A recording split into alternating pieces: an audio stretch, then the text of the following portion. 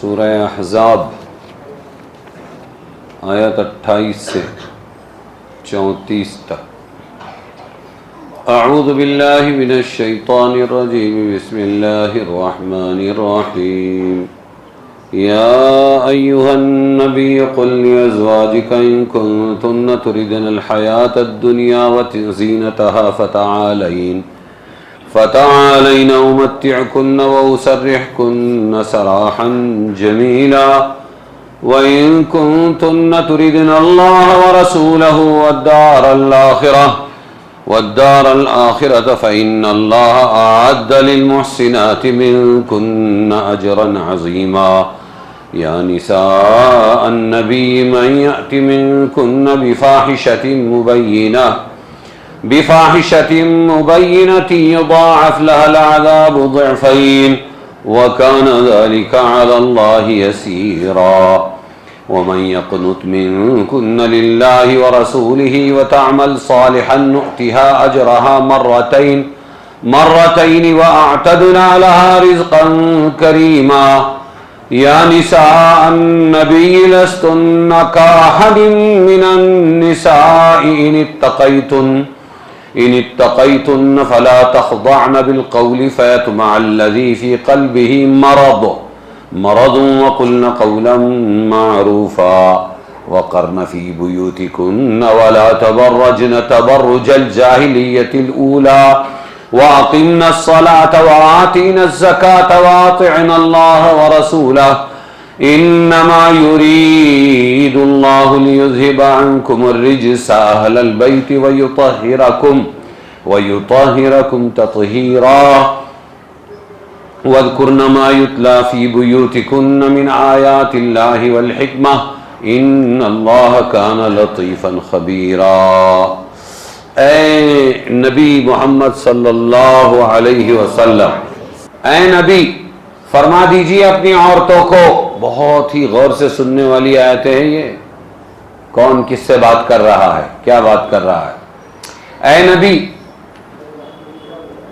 فرما دیجئے اپنی عورتوں کو، اپنی بیویوں کو، اگر تم چاہتی ہو کہ دنیا کی زندگانی اور یہاں کی رونق یہ تم کو مل جائے تو آؤ کچھ فائدہ پہنچا دو تم کو، رخصت کر دوں، بھلی طرح سے رخصت کرنا۔ وَأُسَرِّحْكُمْ سَرَاحًا جَمِيلًا، رخصت کر دوں تم کو کیسے؟ بھلی طرح سے رخصت کر دوں، لو دنیا لو، تھوڑا راشن مشن لو، چلے۔ وَإِن كُنتُنَّ تُرِيدْنَ اللَّهَ وَرَسُولَهُ، اے نبی اپنے بیویوں سے کہہ دو اگر تم چاہتی ہو اللہ کو اور اس کے رسول کو اور پچھلے گھر کو، دار الاخرہ کا مطلب یہ گھر پہلا ہے دنیا اور وہ بعد میں آنے والا ہے، تو پچھلے گھر کو اگر تم چاہتی ہو، اللہ کو، اللہ کے رسول کو، پچھلے گھر کو، تو اللہ نے رکھ چھوڑا ہے ان کے لیے جو تم میں نیکی پر ہیں بڑا ثواب، اجرا عظیما۔ دنیا چاہے تو دنیا بھی ملے گی اور دین آخرت چاہے تو آخرت۔ یا نساء النبی، اب تک تو نبی سے بات کر رہے تھے، اب خود حضور صلی اللہ علیہ وسلم کی بیویوں سے اللہ مخاطب ہیں۔ اے نبی کی عورتوں، جو کوئی کر لائے تم میں کام بے حیائی کا صریح کھلا، دونا ہو اس کو عذاب دوہرا، اور ہے یہ اللہ پر آسان۔ اگر تم میں کوئی گناہ کرے گی تو تم نبی کی عورتیں ہو، تم کو گناہ بھی کیسا ہوگا، عذاب کیسا ہوگا، ڈبل ملے گا۔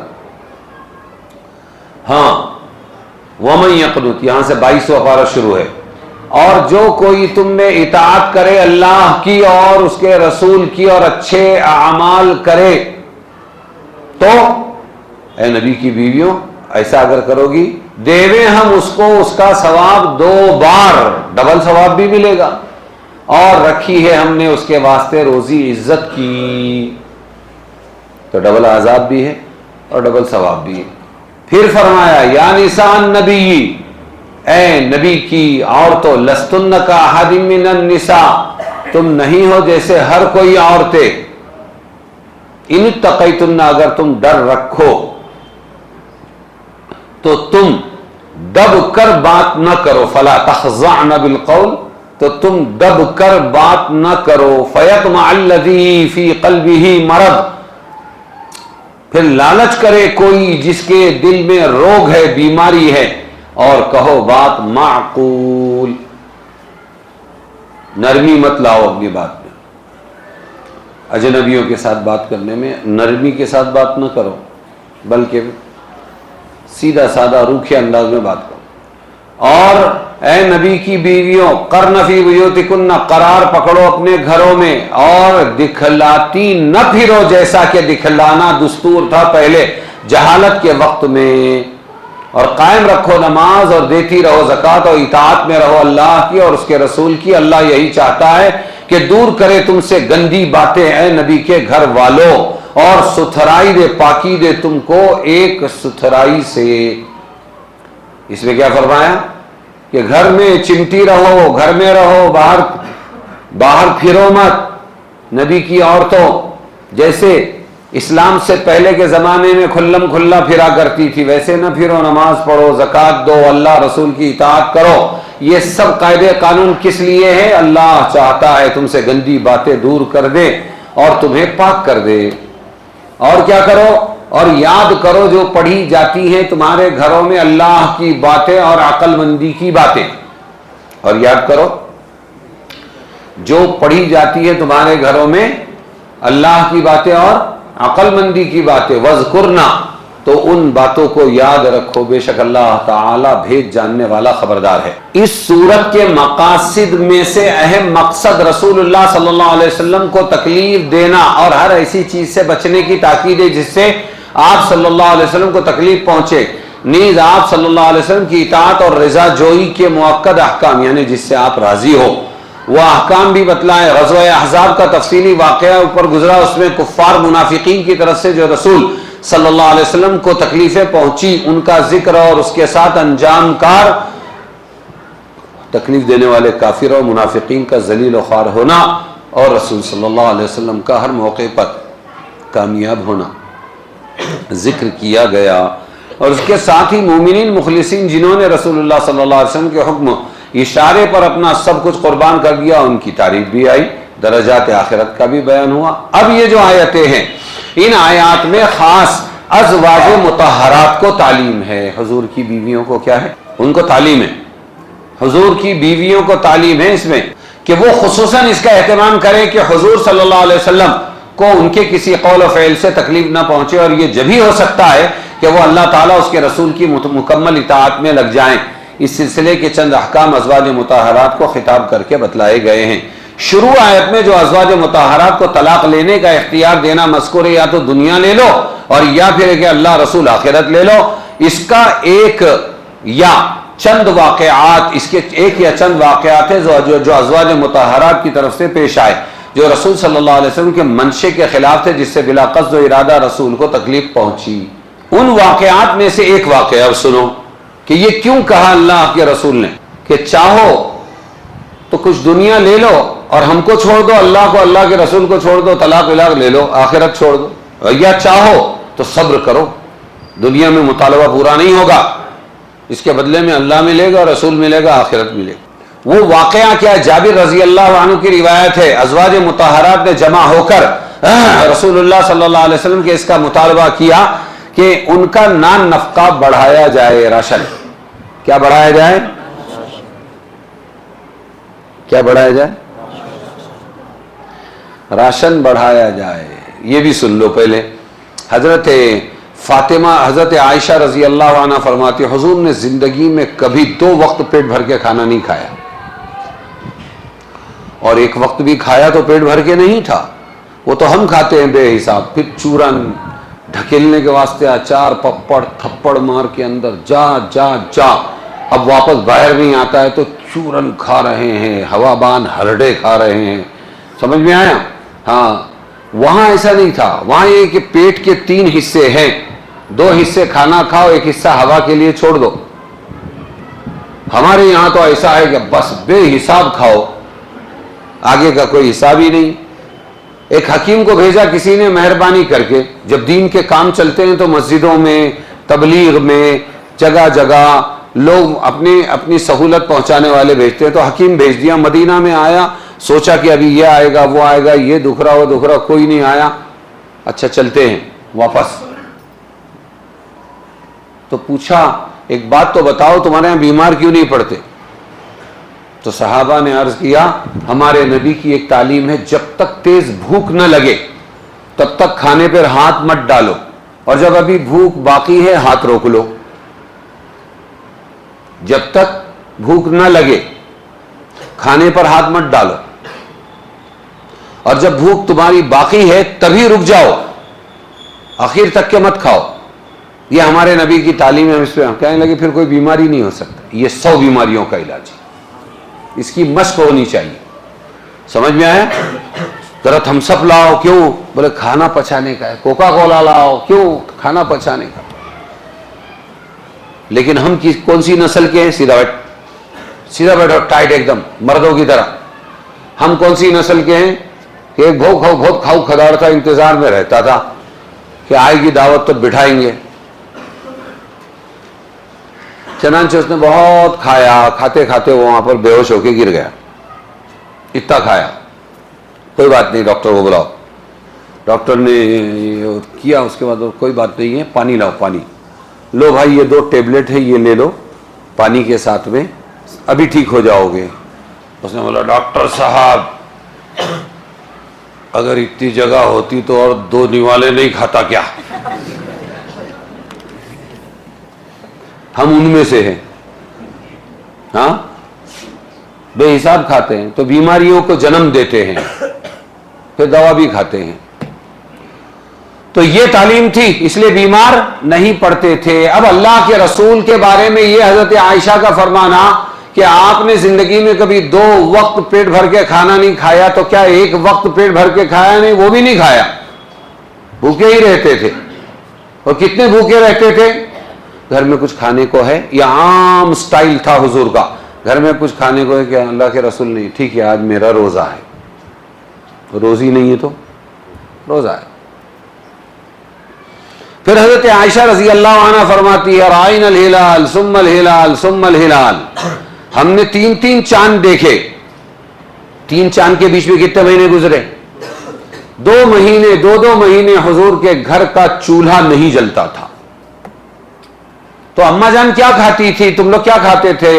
اسودین، 2 کالی چیزیں۔ 2 کالی چیزیں، کالا کیا ہوتا ہے؟ کھجور، وہ عام چیز تھی وہاں۔ سمجھ میں آیا؟ وہاں کے لیے ایسے جیسے بھٹا، کیا ہمارے یہاں قیمتی ہو آتے آتے۔ تو ایک تو وہ کالا، اس کے ضمن میں اسود پانی کو بھی بول دیا کہ پانی اور کھجور، باچھیں چھل جاتی تھی،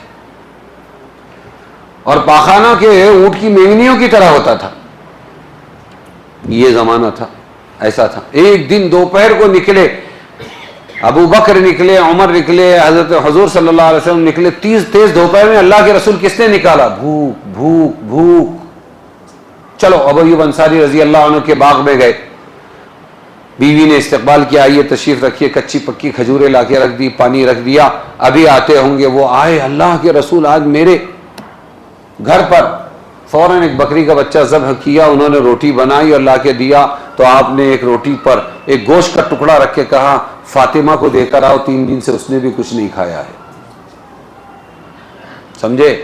اب نادان کم علم ذمہ دار بن جائے تو اس کا بیان سنو کہ پہلے تعلیم کا یہ طریقہ تھا مسجد نبوی میں کہ جو طلبہ آتے تھے اور مسجد میں ٹھہرتے تھے اور چبوترے پر پڑھتے تھے، ان کا یہ حال تھا کہ وہ جاتے جنگل میں اور لکڑیاں جمع کرتے، اس کے ٹکڑے کرتے اور پھر اس کو لے آ کے مدینہ کے بازار میں بیچتے، پھر بکری خریدتے۔ روزانہ تازہ بکری کا گوشت 11 ازواج کے گھر میں پہنچتا تھا۔ یہ جہالت ہے۔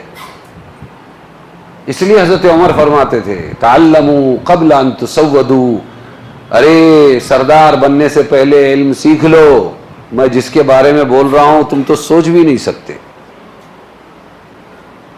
کیوں؟ بعد میں تم کو موقع نہیں ملے گا علم کا، علم سیکھنے۔ بڑا ذمہ دار اتنی نادانی کی بات کر رہا ہے، بڑا ذمہ دار، عالم کا ذمہ دار، اور اتنی نادانی کے بعد کہ 11 ازواج کے گھر میں روزانہ بکری کا گوشت تازہ پہنچتا تھا، تو میرا سوال ہے پھر حضرت عائشہ جھوٹ بولتی تھی، حضرت حضور صلی اللہ علیہ وسلم نعوذ باللہ ناٹک کرتے تھے، تیز دوپہر میں نکلتے تھے تازہ بکری کا گوشت کھانے کے باوجود؟ چولہا نہیں جلتا تھا تو بکری کا گوشت کہاں پکتا تھا؟ اس نادان کو یہ نہیں معلوم ہے کہ 11 کبھی حضور کی بیویاں جمع ہوئی ہی نہیں ہیں۔ مدینہ میں 11 ازواج کے گھر میں روزانہ، لفظ روزانہ بول رہا ہوں، ایک ایک بات ٹھوک کے بول رہا ہوں، 3 سال پہلے بھی یہی بیان تھا اور ابھی کا بیان بھی یہی۔ تو وہ جو ارد گرد مولانا اولانا کھولانا جمع ہوتے ہیں، وہ صرف دسترخوان کے شعر ہیں، کسی ایک کو ہمت نہیں ہے کہ وہ بولے کہ حضرت آپ غلط بول رہے ہیں۔ حضرت خدیجۃ الکبریٰ جب تک زندہ تھی حضور نے نہ سودا سے نکاح کیا نہ عائشہ سے نکاح کیا۔ جب وہ مر گئی اور مکہ ہی میں مری اور جنت المعلا میں ان کی قبر بنی اور سارے حجاج جا کے زیارت کر کے فاتحہ پڑھ کے آتے ہیں، تو پھر 11 جمع ہی نہیں ہوئی نا مدینہ میں، ہوئی ہوگی تو 10۔ پھر یہ کیا ٹھوک رہے ہیں کہ روزانہ تازہ بکری کا گوشت 11 ازواج کے گھر میں؟ انا للہ، جہالت ہے آپ کی حضرت، جہالت ہے آپ کی۔ اس پر جب اس پر مفتی قاسم صاحب تبصرہ کرتے حدیث آنے پر کہ بھائی 2 مہینے چولہا نہیں جلتا تھا، تو یہ جس کہنے والے نے کہا کہ 11 ازواج کے گھر میں روزانہ تازہ بکری کا گوشت جاتا تھا، یہ غلط بات ہے۔ یہ دیکھو یہ صحیح بات ہے کہ 2 مہینے چولہا نہیں جلتا تھا۔ تو اس پر ایک چلہ ماسٹر، کون؟ وہ تبصرہ کرتا ہے کہ حضرت کا علم تو سمندر ہے، دریا ہے، اور دارالعلوم دیوبند کا علم قطرہ ہے۔ اور میں کہتا ہوں وارے تو بھی عجیب تماشا ہے، اس لیے کہ تیرا مبلغ علم 10 صورتیں ہیں، تیرا مبلغ علم 6 صفات ہے، تیری سب سے بڑی کتاب فضائل اعمال یا منتخب احادیث ہے، ہاں، اور وہ بھی صحیح تیرے کو نہیں معلوم ہے، اور تو تبصرے کر رہا ہے کہ دارالعلوم دیوبند قطرہ ہے اور یہ دریا ہے۔ کیا تماشا ہے، کیا تماشا ہے، کیا تماشا۔ نہیں بولے وہ حضرت کا علم علماء کے سمجھ بھی نہیں آتا، اصل میں سیدھی سی بات یہ۔ تو میں نے بلایا، ناشتہ کیجیے، میرے شاگرد ہیں نا، ناشتہ کیجیے۔ کیا ایسی باتیں کرنا جو علماء کے بھی سمجھ میں نہ آئے اور عوام کے مجمع میں کر رہے ہیں، کرنا جائز ہے کیا؟ اس لیے کہ میرے نبی کہتے ہیں کلموا الناس علی قدر عقولہم، لوگوں سے بات ان کے عقل کی سطح کے برابر کرو۔ پوری حدیث میں ایک جگہ ایسی بات حضور نے نہیں فرمائی جو لوگوں کو، علماء کو سمجھ میں نہ آئے۔ تو بولا جائز ہے کیا؟ تو کرتے کائے کو ایسی ناجائز باتیں جو لوگوں کی، علماء کی سمجھ میں نہیں آتی؟ ان کو سدھارو نا جا کے، علماء کو کیا تانے دیتے؟ ارے سمجھ میں آئے کہ نہیں آئے؟ تو یہ ہے دیکھو کہ یہ واقعہ ہوا کہ راشن دے دو، کیوں؟ گھر میں بھوک ہے، چولہا نہیں جلتا ہے۔ اب غزوہ خندق کے اندر اللہ نے اب ایسا وقت لایا کہ اب مکہ والے یہاں نہیں آئیں گے، یہاں والے جائیں گے مکہ میں اور مشرکین پر حملہ کریں گے۔ اب اپنی آنکھوں سے دیکھ رہی ہے کہ مال غنیمت آیا، حضرت میرے پاس سواری نہیں، یہ گھوڑا تو لے کے جا۔ حضرت میرے پاس پیسے نہیں ہے، چلو اتنے پیسے اس کو دو۔ حضرت میرے پاس میں کپڑے نہیں، چلو وہ کپڑے اٹھا کے اس کو دو۔ بٹ رہا ہے، غلام لے گئے، خادم لے گئے، سب لے گئے، اور یہ ان کے سامنے ہو رہا ہے، ان کے گھر 2 مہینے تک کے چولہا بند ہے، تو کیا بیتتی ہوگی؟ تو یوں کہا حضرت تھوڑا سا راشن مل جائے۔ کیا مانگا ماؤں نے؟ کہ حضرت کیا مل جائے؟ تھوڑا سا راشن مل جائے۔ وہ شان نبوت کے خلاف تھا۔ بس وہ سنو، ازواج مطہرات نے جمع ہو کر مطالبہ کیا نان نفقہ بڑھایا جائے۔ غزوہ احزاب کے بعد بنو نذیر، پھر بنو قریظہ کی فتوحات ہوئی، یہودیوں نے مال جمع کیا تھا، پراپرٹی جمع کی تھی، کھجور کے باغات تھے، تو ان کے اموال غنیمت کی تقسیم ہوئی مسلمانوں میں، ایک گونا خوشحالی آ گئی۔ ازواج مطہرات کو اس وقت یہ خیال ہوا کہ ان اموال غنیمت میں سے حضرت صلی اللہ علیہ وسلم نے اپنا حصہ رکھا ہوگا، ہر ایک غزوے میں مال غنیمت میں سے 5واں حصہ قل الانفال للہ والرسول، 5واں حصہ نبی کا ہوتا تھا۔ انہوں نے جمع ہو کر عرض کیا یا رسول اللہ، یہ کسرا قیصر کی بیویاں طرح طرح کے زیورات اور قیمتی لباسوں میں ملبوس ہیں اور ان کی خدمت کے لیے کنیزیں خادمائیں، اور ہمارا حال فقر و فاقہ کا آپ دیکھتے ہیں، اس لیے آپ کچھ توسع سے کام لیں، ذرا راشن بڑھا دیں۔ بس اتنی سی درخواست تھی، بظاہر جائز درخواست تھی، مہینوں کی بھوکی تھی، کپڑے نہیں تھے۔ رسول اللہ صلی اللہ علیہ وسلم نے اپنی ازواج مطہرات کی طرف سے یہ مطالبہ سنا کہ ان کے ساتھ وہ معاملہ کیا جائے جو بادشاہوں دنیا داروں میں ہوتا ہے، تو آپ کو اس سے بہت رنج ہوا۔ انہوں نے بیت نبوت کی قدر نہ پہچانی، ازواج مطہرات کو خیال نہ تھا کہ اس سے آپ کو تکلیف پہنچے گی۔ یہ صورت نازل ہی ہوئی ہے تکلیف سے حضور کو بچانے کے لیے۔ عام مسلمانوں میں مالی وسعت دیکھ کر اپنے لیے بھی وسعت کا خیال دل میں آ گیا تھا۔ ابو حیان نے فرمایا اس واقعے کو غزوہ احزاب کے واقعے کے بعد بیان کرنے سے بھی اس کی تائید ہوتی ہے کہ ازواج کا یہ مطالبہ ہی تخییر طلاق کا سبب بنا۔ یا تو طلاق لے لو یا اللہ رسول آخرت لے لو، اس کو بولتے ہیں یہ لو یا یہ لو، اس کو بولتے ہیں خیرہ یخیر، تخییراً اختیار دینا۔ تم کو اختیار ہے، چاہے دنیا رکھ لو چاہے آخرت رکھ لو۔ تو یہ نفقہ نان نفقہ مانگنے کا جو واقعہ ہے یہ سبب بنا، اس کی وجہ سے یہ طلاق کا اختیار دیا گیا۔ ہو گیا۔ بعض روایات میں حضرت زینب جو ام المؤمنین تھی، ان کے گھر میں شہد پینے کا واقعہ جو سورہ تحریم میں آئے گا 28واں پارہ، اس میں ازواج کی باہمی غیرت کے سبب جو صورت پیش آئی وہ اس تخییر طلاق کا سبب بنا، لیکن صحیح وہی پہلے والا۔ اگر یہ دونوں چیزیں قریبی زمانے پیش آئی ہے تو ہو سکتا ہے دونوں ہو۔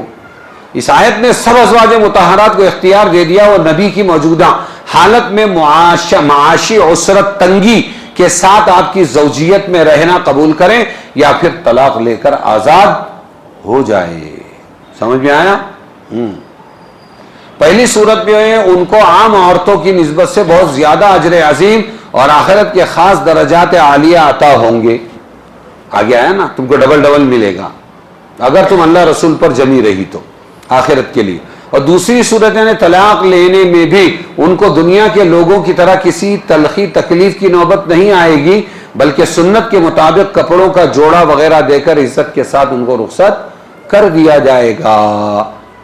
اُسَرِّحْكُنَّ سَرَاحًا جَمِيلًا، بھلے طریقے پر میں تم کو رخصت کر دوں۔ ام المؤمنین عائشہ رضی اللہ عنہا فرماتی ہے جب یہ آیت تخییر نازل ہوئی تو رسول صلی اللہ علیہ وسلم نے اس کے اظہار اور اعلان کی ابتدا مجھ سے کی۔ پہلے عائشہ رضی اللہ عنہا کے پاس گئے یہ آیتیں لے کر، آیت سنانے سے پہلے فرمایا میں تم سے ایک بات کہنے والا ہوں، مگر تم اس کے جواب میں جلدی نہ کرنا بلکہ اپنے ماں باپ سے مشورہ کر کے جواب دینا۔ فرماتی مجھ پر خاص عنایت تھی کہ مجھے ماں باپ کے ایسے مشورے کے بغیر اظہار رائے سے آپ نے منع فرمایا، کیونکہ آپ کو یقین تھا کہ میرے ماں باپ ابو بکر اور ماں مجھے کبھی یہ رائے نہ دیں گے کہ میں رسول صلی اللہ علیہ وسلم سے جدائی اختیار کر لوں۔ میں نے جب یہ آیت سنی تو فوراً میں نے کہہ دیا کہ میں آخرت کو اختیار کرتی ہوں۔ کس کو اختیار کرتے ہیں؟ راشن چاہیے، آخرت چاہیے، اللہ رسول چاہیے۔ پھر میرے بعد سب ازواج مطہرات کو قرآن کا یہ حکم سنایا گیا، سب نے وہی کہا جو میں نے کہا۔ سب نے کس کو اختیار کیا؟ اللہ رسول اور آخرت۔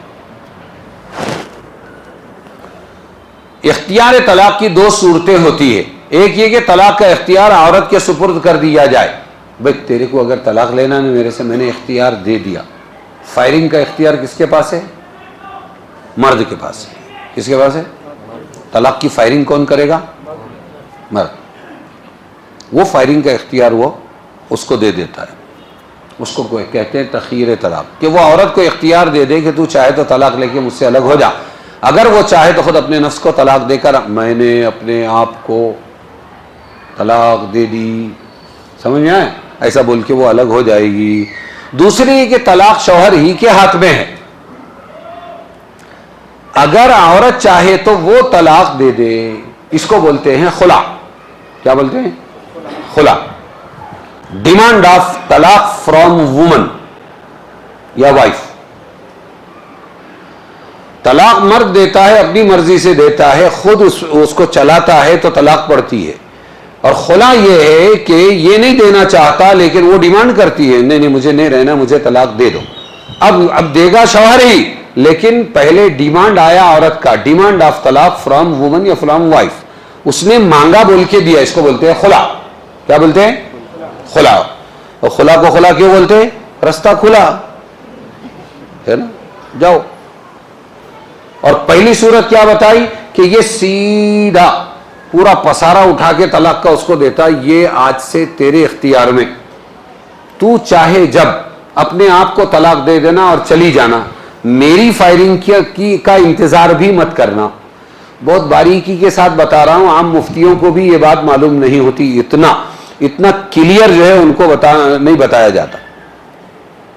اب اس کے سنک آئی دماغ کے اندر کہ نہیں، میرے کو ابھی آدمی کے ساتھ نہیں رہنا ہے، تو وہ ریکویسٹ کرتے نہیں بیٹھے گی، میرے کو طلاق دے دو، میرے کو چھٹا کر دو، میرے کو یہ کر دو، مجھے فارکتی دے دو، مجھے وہ کرنا ہے. وہ بولے گی میں نے 2 گواہوں کے سامنے میں نے اپنے آپ کو طلاق دے دی، ہو گئی آزاد، عدت گزارے گی، اپنا فیصلہ کرے گی. تو 2 صورتیں ہوئی تخیر طلاق. یہ سمجھ میں آیا کہ نہیں؟ تو اب دونوں میں سے کوئی بھی صورت ہو، کسی نے کہا یہ صورت تھی، ازواج مطہرات کو یہ اختیار دیا، کسی نے کہا وہ چھوڑو.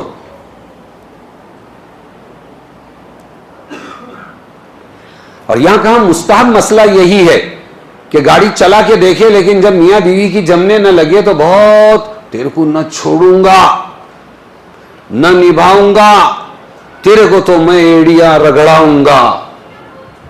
یہ کرنا غلط ہے، اس لیے کہ یہ زبردستی کا سودا نہیں، نکاح پیار محبت کا سودا ہے. کہے گا ہے ہاں، فَإِمْسَاكُمْ بِمَعْرُوفٍ وَتَسْرِيحٌ بِإِحْسَانٍ، رہو تو پیار سے رہو اور جدا ہو تو بولو پیار سے جدا ہو. یہ نفرتیں مسلمانوں نے پیدا کی ہے آپس میں، غلط ہے. رہنا ہے رہو، زبردستی کا سودا نہیں، ورنہ جاؤ.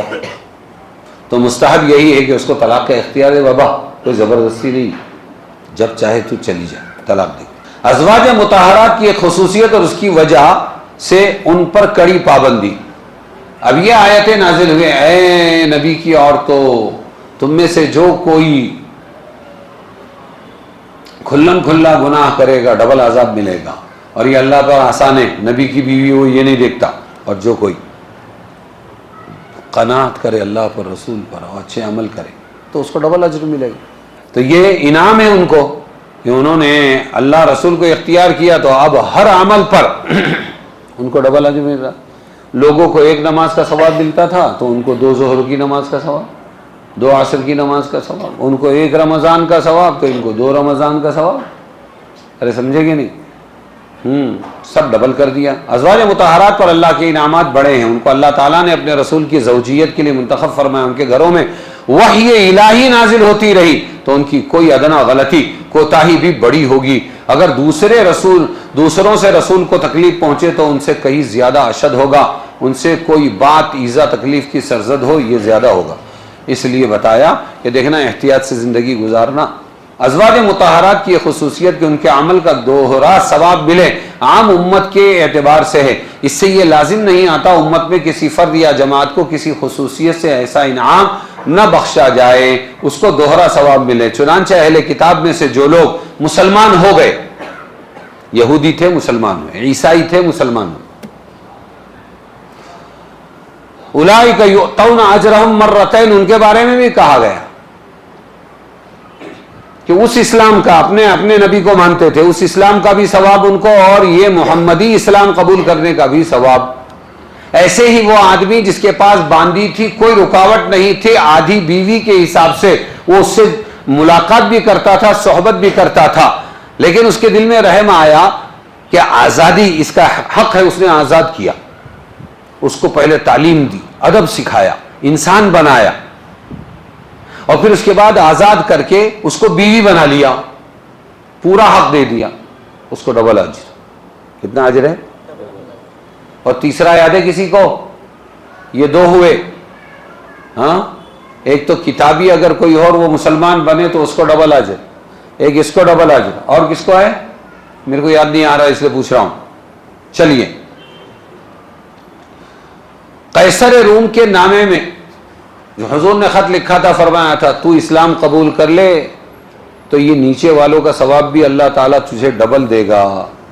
ہاں، اور اگر تو نے نہیں مانا اور یہ گمراہ ہو گئے تیری تقلید میں، تو تجھے اللہ پکڑے گا۔ عالم کے عمل صالح کا ثواب بھی دوسروں سے زیادہ ہے اور اس کے گناہ کی سزا بھی زیادہ ہے۔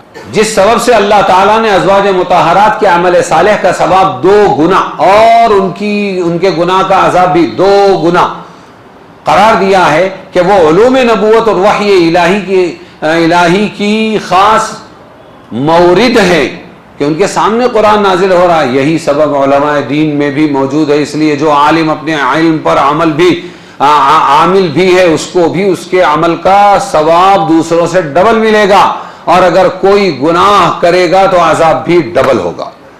تو خوش ہو جاؤ علماء کہ اگر نیک رہے اور اپنے علم پر عمل کیا تو آنے والے رمضان میں لوگوں کو 30 روزوں کا ثواب ملے گا، ان کو 60 روزوں کا ثواب ملے گا، ہے نا؟ روزانہ لوگوں کو ایک فجر، ظہر، عصر، مغرب، عشاء کا ثواب ملے گا، اور علماء کو ڈبل۔ تو لوگ 60 سال 70 سال کا ثواب لے جائیں گے، اور یہ کتنے 140 سال کا ثواب لے جائیں گے۔ سوچتے جاؤ، ملٹی پلائی کرو۔ لیکن ذمہ داری ہے، محتاط قدم رکھنا پڑے گا۔ کیوں؟ اس لیے کہ علم ساتھ میں ہے۔ ہاں، واقعہ سنا ہے کسی عالم کا، کوئی ابو حنیفہ کا بھی کہتا ہے، ایک چھوٹی سی پگڈنڈی پر جا رہے تھے، ادھر بھی پانی ادھر بھی پانی، گرے تو نیچے کپڑے خراب ہو جائے، گندگی، تو رک گئے، اور سامنے سے کتا آ رہا تھا، واللہ عالم کتا تھا یا کوئی آدمی تھا، کہ آپ پہلے چلے جائیے سنبھل، اس لیے کہ اگر میں گر گیا تو صرف میری لغزش ہوگی، میرے کپڑے خراب ہوں گے، مجھے نقصان ہوگا، آپ اگر پھسل گئے تو امت گر گئی ایسا ہو جائے گا۔ سمجھ میں آیا؟ تو ذمہ دار لوگ ہوتے ہیں۔ یہ بفاحشۃ مبینہ، اے نبی کی عورتوں، اگر تم میں سے کوئی کھلا گناہ لے کر آئے تو ہم ڈبل عذاب دیں گے۔ فاحشہ عربی زبان میں بدکاری اور زنا وغیرہ کے لیے بھی استعمال کیا جاتا ہے، مطلق گناہ کے لیے بھی استعمال کیا جاتا ہے، قرآن میں بہت استعمال ہوا ہے۔ اس آیت میں اے نبی کی بیویوں اگر تم زنا کرو یہ نہیں ہے، ہاں، اے نبی کی بیویوں اگر تم زنا کرو تو تم کو ڈبل عذاب ملے گا، یہ نہیں ہے۔ یہاں لفظ فاحشہ سے مراد زنا چھوڑ کر کوئی بھی گناہ ہے، غیبت ہے، جھوٹ ہے، بہتان ہے، چوری ہے، نشہ ہے، کئی گناہ ہے نا، وہ مراد ہے۔ یہاں نبی کی بیویوں کو یہ نہیں کہا گیا کہ اگر تم زنا کرو گی تو تمہیں ڈبل عذاب ملے گا۔ کیوں؟ اس لیے کہ ایک اصول طے ہے، نبی کی بیوی مشرکہ ہو سکتی ہے، زانیہ کبھی نہیں ہو سکتی۔ وقیل ادخل النار مع الداخلین، امرات نوح امرات لوط کو کہا گیا، قیل ادخل النار، دونوں داخل ہو جاؤ جہنم میں، جانے والوں کے ساتھ میں تم بھی جہنم میں جاؤ۔ ان کا گناہ شرک تو بتایا گیا، ان کا گناہ زنا نہیں بتایا گیا۔ گڈ کیریکٹر، ارے سمجھے گے نہیں؟ تو جب یہ بات مسلم ہے کہ نبی کی بیوی کبھی بھی، تو جب نبی صلی اللہ انبیاء، تمام انبیاء اور رسولوں کی بیویوں کو پاک دامن رکھنے کا ذمہ اللہ نے لیا، وہاں شرک ہو سکتا ہے لیکن نبی کا گھر گندا نہیں ہو سکتا۔ اس لیے یہاں کہنا ہے نبی کی بیویوں تم میں سے جو کوئی فاحشہ مبینہ کھلا گناہ کرے گا سے زنا مراد نہیں، دوسری جگہ ہے قرآن میں لیکن یہاں نہیں۔ یہاں زنا کے علاوہ کوئی بھی گناہ کرو گی تو ڈبل عذاب ہوگا، بچ کر چلو، یہ بتلایا گیا ہے۔ ازواج مطہرات کو خاص ہدایات، اے نبی کی عورتوں تم عام عورتوں جیسی نہیں ہو، اگر تم متقی بن کر چلو گی، اگر اللہ کا ڈر ہے تو اپنی بات نرم مت کرو۔ آج کا سب سے بڑا ہنر عورت کا نرم بات کرنا ہے۔ باقاعدہ کال سینٹروں میں ان کو پریکٹس کرائی جاتی ہے کہ سامنے والوں کو کیسے رجھایا جائے، سامنے والوں کو کیسے اپنی طرف لایا جائے، اور کیسے بھی اپنی نرم باتوں کے ذریعے ان کو ہماری کمپنی کا گراہک بنایا جائے، ایئرٹیل ہو، وہ ہو، جو بھی ہو۔ تو یہ کیا جائز ہے؟ اس کے مطابق یہ جائز نہیں ہے۔ عورت کی آواز खुरदुरी होनी चाहिए, औरत की आवाज रूखी सूखी होनी चाहिए। समझ में आया? पटाने वाली, मनाने वाली, लाने वाली, रिझाने वाली, अपनी तरफ अट्रैक्ट करने वाली औरत की आवाज नहीं होनी चाहिए। इसकी मश्क करनी पड़ेगी।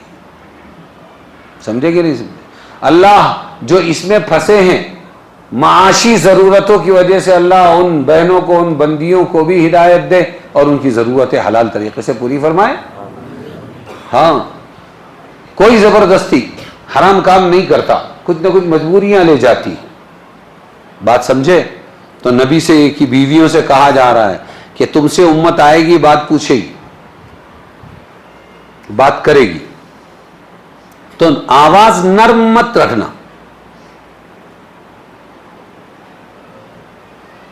कई उलमा की बीवियां हैं, कभी फोन आ गया घर में, कौन बोल रहे हैं? मैं उम्मे सईद बोल रही हूं, सईद की मां, कड़क आवाज, बड़े मौलाना की बीवी। तो इसकी मश्क है,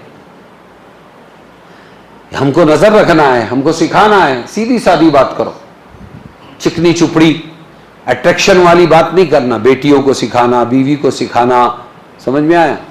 फला तखज़ाना बिलक़ौल, क्यों, क्या होगा? फ़यतमा अल्लज़ी फ़ी क़ल्बिही मरज़, कि बीमार दिल वो ललचाएगा तुम्हारी तरफ। जब नबी की बीवी जिनकी हिफाजत अल्लाह ने ली वहां ललचाहट है, तो फिर हमारी मां बहनों के यहां ललचाहट क्यों नहीं आएगी उसको? यहीं से गुनाहों के दरवाजे खुलते हैं। समझ में आया? क्या अज़वाज मुतहरात सारे आलम की औरतों से अफजल है? आयत के इन अल्फाज से बज़ाहिर मालूम होता है कि अज़वाज मुतहरात तमाम दुनिया की औरतों से अफजल है। इससे ऐसा लगता है तुम दूसरों की तरह नहीं हो, कह रहा अल्लाह। मगर कुरान करीम की आयत हजरत मरियम के बारे में ये इन्नल्लाह अस्तफा की, अल्लाह ने तुझे मुंतखब किया, वतहरा की, और तुझे पाक बनाया, वस्तफा की, और तुझे चुन लिया अल्लाह ताला ने, आला निसाइल आलमीन, तमाम दुनिया की औरतों पर। इससे समझ में आता है कि हजरत मरियम सबसे अफजल है। समझ में आया? और दूसरी एक रिवायत है कि काफी है तुमको सारी औरतों में मरियम बिनते इमरान और खदीजा बिनते खुवैलिद उम्मुल मोमिनीन और फातिमा बिनते मोहम्मद और आसिया ज़ौजाए फिरऔन। इस हदीस में हजरत मरियम के साथ 3 औरतों को निसाए आलमीन से अफजल करार दिया। तो ये 4 औरतें अफजल है सबसे, मरियम, खदीजा, फातिमा और आसिया ज़ौजाए फिरऔन। समझ में आया? क्या बोल रहे हैं? अब एक सवाल पैदा होता है,